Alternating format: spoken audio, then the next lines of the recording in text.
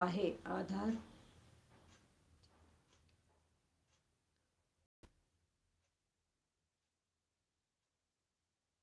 आता हे बघा, ह्याच्यामध्ये ना मी एक सांगू का, सरकारची जी अपडेट आहे ती अशी आहे. तर तुम्ही तुमच्या पद्धतीनं जसं ई-के-वाय-सी करायची तुम्हाला तशी करा. पण सरकारची जी अपडेट आहे मी तुम्हाला सांगणार आहे.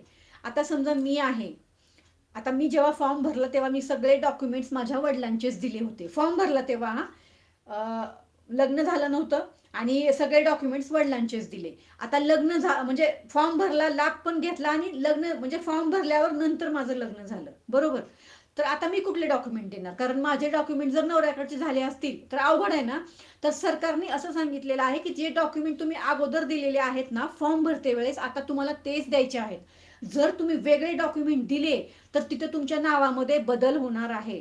मिडल नेम मध्ये बदल होईल आणि सरनेम मध्ये सुद्धा बदल होईल. त्यामुळे तुम्ही ठरवा